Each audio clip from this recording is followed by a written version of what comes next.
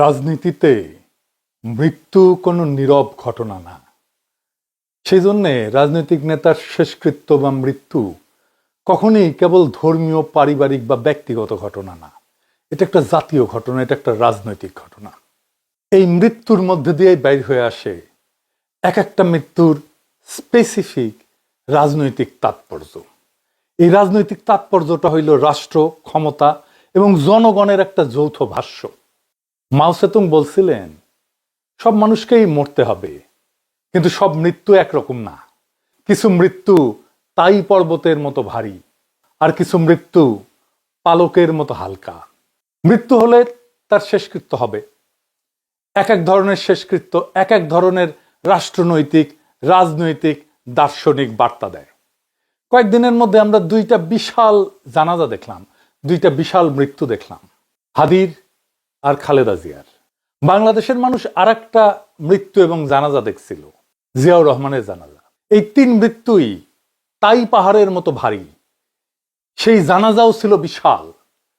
এই তিন জানাজা কি একই ধরনের, একই বার্তা দেয়? না, এইগুলো প্রকৃতিগতভাবে আলাদা। এই জানাজাগুলোর রাজনৈতিক মূল্যও আলাদা।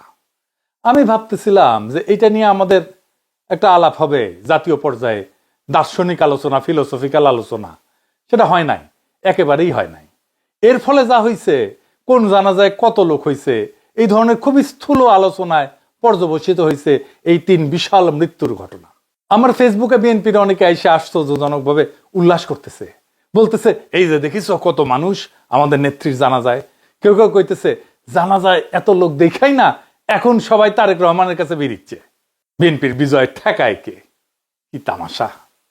আসেন আমরা দেখি কিছু রাজনৈতিক মৃত্যু নিয়ে এই পৃথিবীতে একটা রাজনৈতিক এবং দার্শনিক ব্যাখ্যা দিয়ে দেখি, মৃত্যুর ঘটনাগুলো ব্যাখ্যা করি, কোন মৃত্যু আসলে কি বার্তা দেয়। খালেদা জিয়ার মৃত্যুর পরে এই বিশাল জানাজা কি আদৌ বিএনপির বিজয়কে নিশ্চিত করবে? আসেন সেই গভীর আলোচনায় ঢুকি। এই তিন বিশাল মৃত্যুর রাজনৈতিক তাৎপর্য কি? রাজনীতিতে মৃত্যু তো নীরব না, আগেই শুনলাম। সে কখনো একটা প্রশ্ন তোলে, কখনো সে বিস্ময়ের উদ্রেক করে, কখনো ইতিহাস শুরু হয় সেই মৃত্যু থেকে, আর কখনো ইতিহাস এসে শেষ হয় ওই মৃত্যুতে। জিয়ার মৃত্যু কি ছিল? জিয়ার মৃত্যু ছিল এমন একটা বার্তা, যে বার্তা বলছিল আমাদের কাজ এখনো শেষ হয়নি, উনার স্বপ্ন এখনো বাস্তবায়ন হয়নি। জিয়াউর রহমানের মৃত্যু ছিল অসমাপ্ত একটা রাষ্ট্র প্রকল্প। তাই শোক মিছিল হলো, সেই মিছিল ভোটের বাক্সে গেল। সাত্তার সাহেবের মতো অথর্ব দুর্বল ব্যক্তি বিপুল ভোটে নির্বাচিত হলেন এবং এরশাদের এক ধমকেই রাষ্ট্র ক্ষমতা ত্যাগ করলেন। জিয়ার জানাজায় যারা গেছিল তারা জিয়ার অসমাপ্ত কর্তব্য সম্পাদনের আকাঙ্ক্ষা নিয়ে ম্যান্ডেট দিতে গেছিল। তখনকার রাজনৈতিক নেতৃত্ব জিয়ার ঐতিহ্যকে ঊর্ধ্বে তুলে ধরছিল। একই ধরনের মৃত্যু বেনজির ভুট্টোর। তার দল ভোটে জিতে ক্ষমতায় আসে, উনি যখন মারা গেছেন তখন তিনি ক্ষমতায় নাই। কিন্তু বেনজির ভুট্টোর মৃত্যুর পরে পাকিস্তানের জনগণ বেনজির ভুট্টোর দলকেই ভোট দিল, কারণ মানুষ চাইছিল বেনজির ভুট্টো যেই কাজ করতে এসে শহীদ হইল, সেই কাজটা তার দল ডেলিভার করুক, বাস্তবায়ন করুক, পূরণ করুক। ইন্দিরা গান্ধীর মৃত্যু তাই। তার মৃত্যুর ধাক্কায় রাজীব গান্ধীর নেতৃত্বে কংগ্রেস একটা ভূমিধ্বস বিজয় অর্জন করে। এবার আসেন ওসমান হাদির মৃত্যু কি বার্তা দেয়। ওসমান হাদির মৃত্যু এক শূন্যতা এবং এক অসহায়ত্ব দেয়। হাদির মৃত্যু সবাইকে বলে আমরা আমাদের কণ্ঠস্বর হারালাম। ওসমান হাদির মৃত্যু ক্ষমতার শোক না, ছিল প্রতিনিধিত্বের শূন্যতা। প্রশ্ন উঠছিল এখন কে কথা বলবে আমাদের হয়ে? হাদির মতো এইভাবে সত্য উচ্চারণ জনগণের জন্য কে করবে? কে সাধারণ মানুষের হয়ে, সাধারণ মানুষের মধ্যে থেকে উঠে গিয়া ক্ষমতাকে চ্যালেঞ্জ করবে? হাদির জানাজায় এসছিল মূলত তরুণেরা। তরুণেরা আসছিল হাদির আদর্শ থেকে আদর্শ গ্রহণ করতে। ওইটা একটা ইতিহাসের শুরু। জিয়ার মৃত্যু ছিল ইতিহাসের মাঝখানে, হাদির মৃত্যু হলো ইতিহাসের শুরু। হাদির যেরকম মৃত্যু ছিল, একই ধরনের মৃত্যু ছিল মার্টিন লুথার কিং এর। এই দুইজনের মৃত্যুতেই তৈরি হয়েছিল একটা প্রতিনিধিত্বের ভ্যাকুয়াম, শূন্যতা।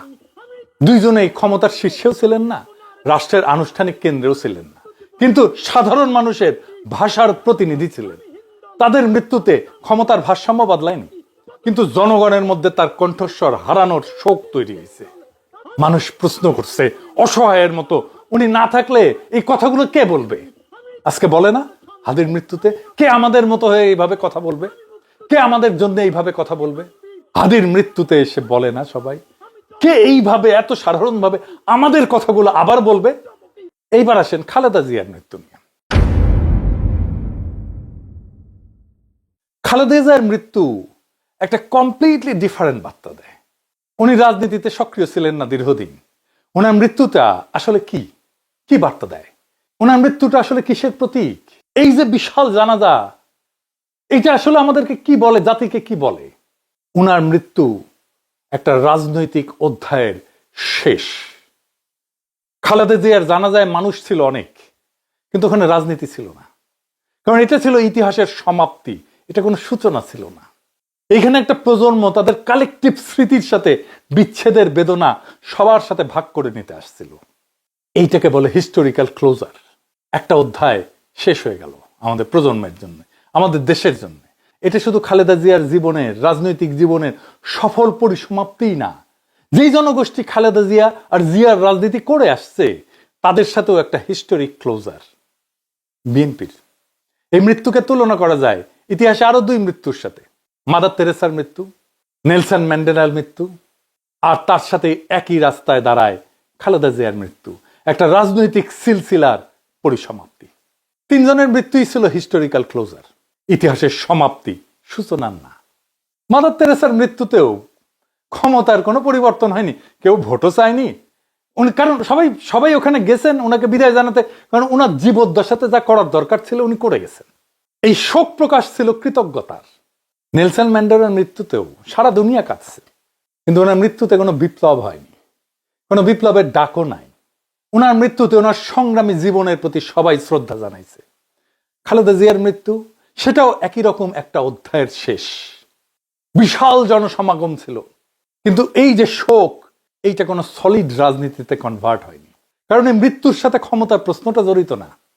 এই তিনটা মৃত্যুই, Mother Teresa, Nelson Mandela, Khaleda Zia, কোনোটাই অসমাপ্ত প্রকল্প না। তাই জানাজা হয়েছে জনসমুদ্র, কিন্তু কোনো স্লোগান ওঠেনি, শপথ হয়নি, যেটা হয়েছে হাদির জানাজায়।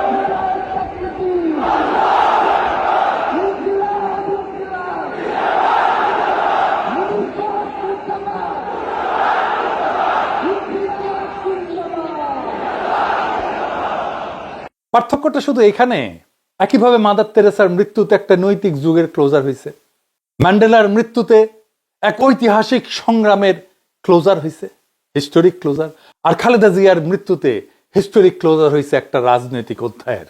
এমনকি তারেক রহমানের বক্তব্য বা নজরুল ইসলাম খানের বক্তব্য ছিল ওনার রাজনৈতিক জীবনের স্মরণ।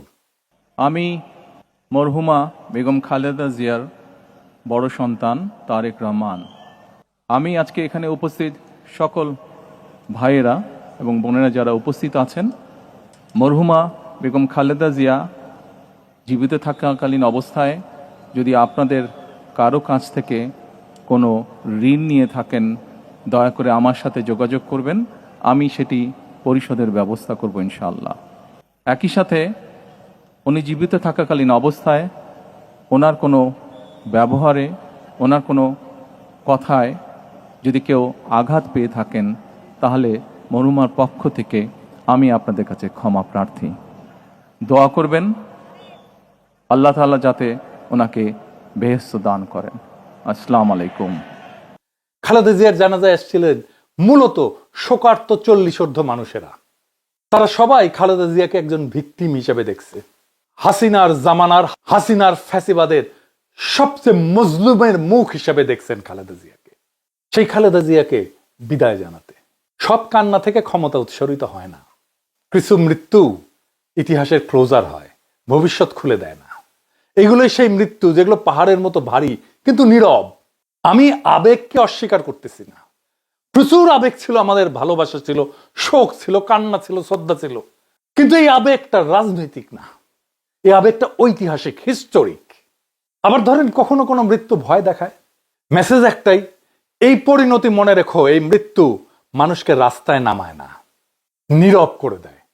শেখ মুজিবের মৃত্যু ছিল সেই রকম ভয় দেখানো মৃত্যু, ক্রসফায়ারে হতভাগ্যদের মৃত্যু ওই রকম ভয় দেখানো মৃত্যুই ছিল।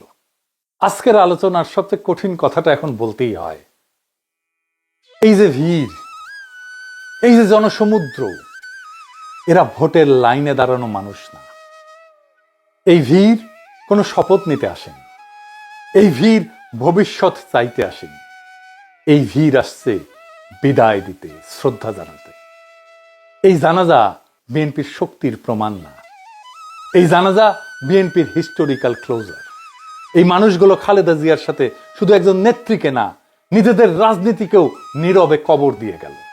এই জানাজা কোনো অসমাপ্ত রাজনৈতিক প্রকল্পের জানাজা না, এটা ছিল এক সমাপ্ত রাজনৈতিক প্রকল্পের বিদায়, শেষ বিদায়, হিস্টোরিক্যাল ক্লোজার। একটা প্রজন্মের রাজনৈতিক স্মৃতির শেষ দেখা। এই ভিড় আসলে শক্তি না, এই ভিড় আসলে বেদনা, এই কান্না আসলে সেই রাজনীতির বিদায় যেই রাজনীতির মূর্ত প্রতীক ছিলেন বেগম খালেদা জিয়া। এই মানুষগুলা খালেদা জিয়ার সাথে শুধু একজন নেত্রীকে না, নিজেদের রাজনৈতিক জীবনকেও নীরবে কবরে দিয়ে আসছেন। কোনো স্লোগান ওঠেনি, কোনো শপথ হয়নি, কোনো ভবিষ্যৎ আঁকা হয়নি। আর যেখানে ভবিষ্যৎ আঁকা হয় না, সেখানে রাজনীতি জন্মায় না। এই যে জনসমুদ্র আসছে, তারা শুধু খালেদা জিয়াকেই না, তারা বিএনপিকেও বিদায় জানাচ্ছে আনন্দের সাথে না, বরং বেদনার সাথে। কারণ যেই বিএনপি বাংলাদেশের আধিপত্যবাদের বিরুদ্ধে একটা শক্তিশালী রাজনৈতিক শক্তি হয়ে উঠছিল, সেই রাজনীতিকেই আজকের বিএনপি ত্যাগ করছে। সেই জন্য যেই প্রজন্ম বিএনপি করে আসছে, তারা আজকে বিএনপি করতে পারতেছে না। যে প্রজন্ম বিএনপি করে আসছে, ভোট দিয়ে আসছে, তারা আজকের বিএনপির রাজনীতি আর করতে পারবে না, করা সম্ভব না। আজকের তরুণেরা তো বিএনপি করে না, তারা নতুন রাজনৈতিক শক্তির পিছনে দাঁড়াইতেছে, নতুন রাজনৈতিক দল তৈরি করতেছে। আর যারা পুরনো বিএনপি, তারাও আজকে বিএনপির সাথে চিরবিচ্ছেদ ঘটালো। তাদের সকলের জন্যই খালেদা জিয়া ছিলেন সেই বন্ধন যা তাদেরকে খুব দুর্বল করে হইলেও বেঁধে রাখছিল বিএনপির সাথে এতদিন।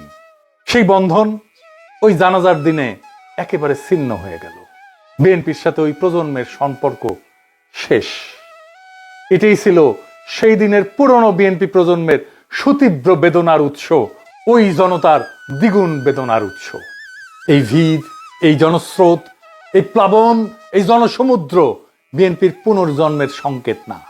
এই ভিড়, এই জনসমুদ্র বিএনপির শেষ স্মরণ। যারা আজ এই ভিড় দেখে উল্লাস করছে, তারা বুঝতে পারতেছে না ইতিহাস কখনো কান্না দিয়ে ক্ষমতা দেয় না। ইতিহাস ক্ষমতা দেয় তখনই যখন শোক প্রশ্নবোধক হয়, পূর্ণচ্ছেদ হয় না। আর খালেদা জিয়ার জানাজা ছিল একটা স্পষ্ট নীরব পূর্ণচ্ছেদ। এই জানাজা বিএনপিকে আগায় দেয়নি, এই জানাজা বিএনপিকে বিদায় জানাইছে, বেদনা ভরে, মর্যাদার সাথে, কিন্তু রাজনৈতিকভাবে চূড়ান্তভাবে। খালেদা জিয়ার স্মৃতি অমর হোক। ইনকিলাব জিন্দাবাদ।